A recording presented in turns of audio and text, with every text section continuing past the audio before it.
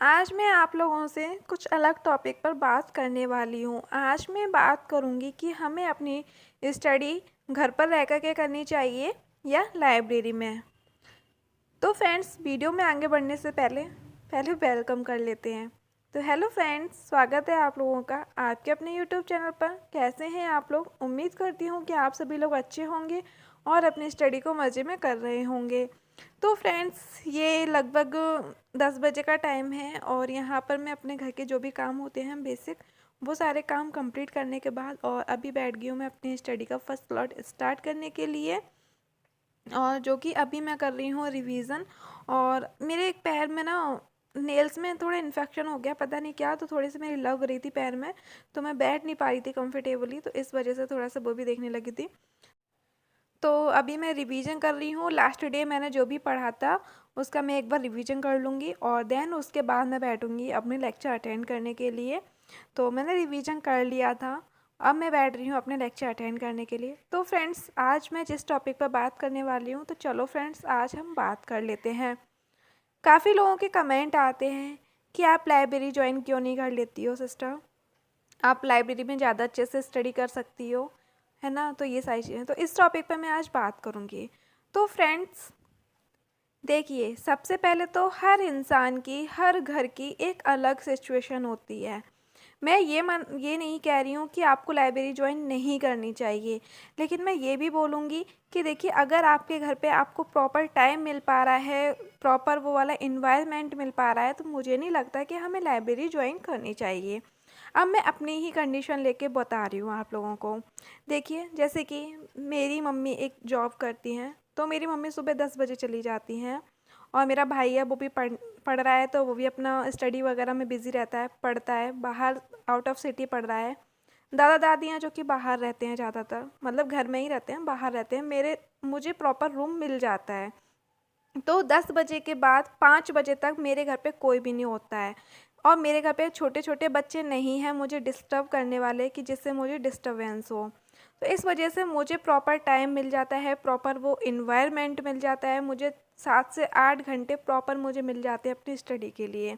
तो जो टाइम मैं लाइब्रेरी में रह कर के करूँगी, वो वाला टाइम मैं अपना घर पर रह कर के, क्योंकि घर मेरा एक लाइब्रेरी की तरह ही मान लीजिए, क्योंकि मुझे कोई भी डिस्टर्ब करने वाला नहीं है, प्रॉपर लाइट है, प्रॉपर पंखा है और किसी भी चीज़ का मुझे डिस्टरबेंस नहीं है।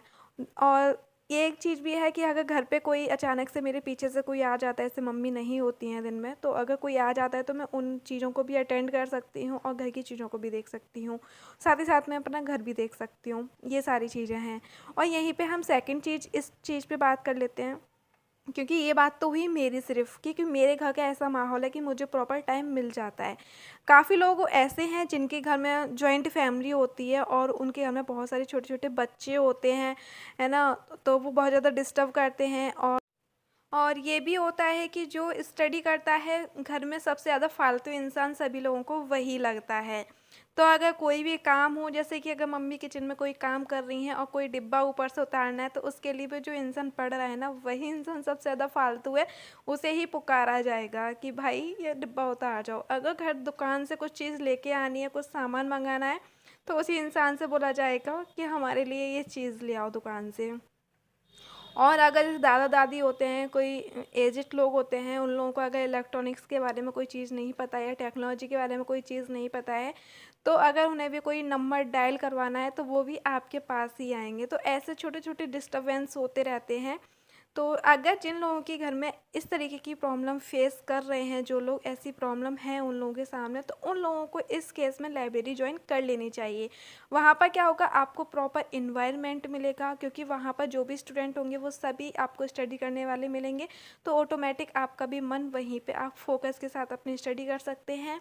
एंड साथ ही साथ में जो चुटुर पुटुर वाला डिस्टर्बेंस होता है ना, वो आपको डिस्टर्बेंस नहीं मिलेगा और आप अपनी स्टडी को ज़्यादा अच्छे से प्रोडक्टिव कर सकते हैं।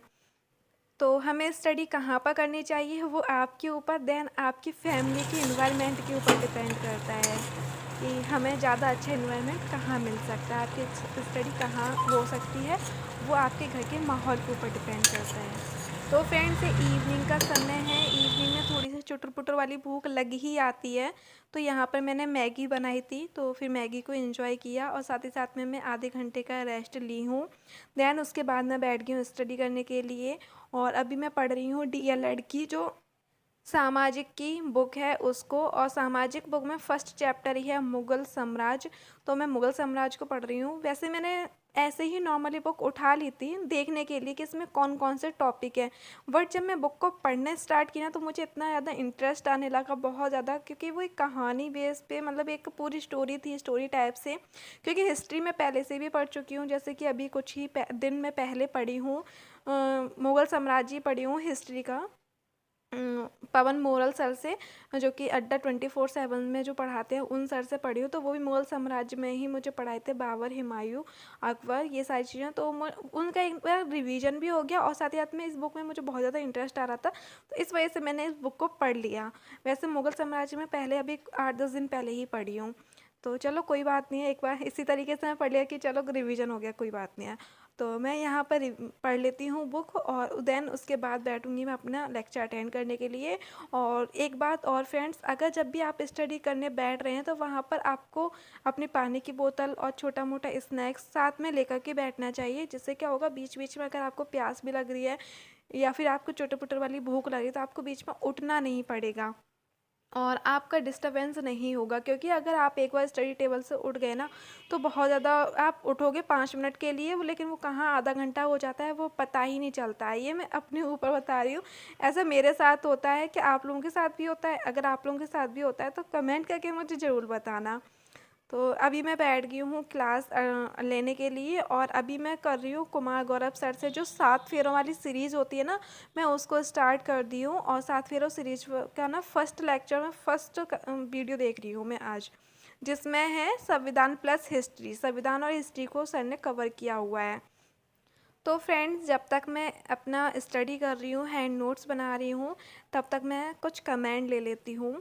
सबसे पहले तो काजल बहन का लूँगी, क्योंकि काजल बहन सबसे पहले से मुझे देखती आ रही हैं, बहुत पहले से। सबसे पहले तो उनके लिए थैंक यू सो मच कि आप मुझे कंटिन्यूअसली देखती हो। लेकिन हाँ, यहीं पे मुझे आपसे एक शिकायत भी है कि आप शायद मेरा ब्लॉग फुल वॉच नहीं करती हो। इसी वजह से आपको ये चीज़ नहीं पता है कि मैं इंग्लिश किसकी बुक से करती हूँ। आपका जो क्वेश्चन था वो था कि नीतू मैम की बुक से करती हूँ इंग्लिश। जी नहीं, मैं नीतू मैडम की बुक से नहीं करती हूँ। नीतू मैम की बुक है भी नहीं है मेरे पास। लेकिन हाँ, नीतू मैम को मैंने देखा है यूट्यूब पे, काफ़ी अच्छी इंग्लिश पढ़ाती हैं। लेकिन मेरे पास जो बुक है वो है BK सिन्हा राइटर की। BK सिन्हा जो राइटर हैं उनकी बुक काफ़ी अच्छी है। जो लोग हिंदी मीडियम से हैं उनके लिए बहुत अच्छी ये बुक है, क्योंकि ये जो इंग्लिश है वो हिंदी में दिया हुआ है। हिंदी में आप अच्छे से इंग्लिश को पढ़ सकते हैं, कवर कर सकते हैं, बाईलैंग्वेज है। तो आपको आपके क्वेश्चन का जवाब मिल गया होगा कि मैं इंग्लिश VK सिन्हा राइटर हैं उनसे कंप्लीट कर रही हूँ।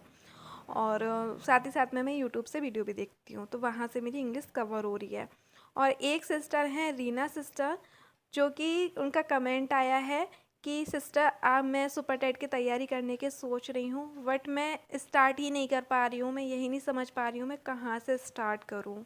तो वैसे तो मैं इस टॉपिक पर पहले भी वीडियो बना चुकी हूँ, बट कोई बात नहीं है, मैं फिर से बता देती हूँ कि देखो रीना सिस्टर, अगर आप स्टडी करने का सोच रही हैं बट आप ये नहीं समझ पा रही हैं आप कहाँ से स्टार्ट करें, तो सबसे पहले तो आप सुपर टेट का सिलेबस देखिएगा।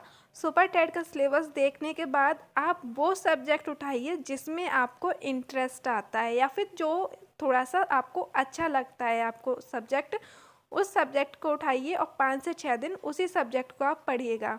देन उसके बाद जब आपका शेड्यूल बनने लगेगा और आपको इंटरेस्ट आने लगेगा, फिर उसके बाद आप एक एक सब्जेक्ट रख के उसमें ऐड करते जाइए और आप अपने टाइम को थोड़ा इंक्रीज़ करिए पढ़ने का।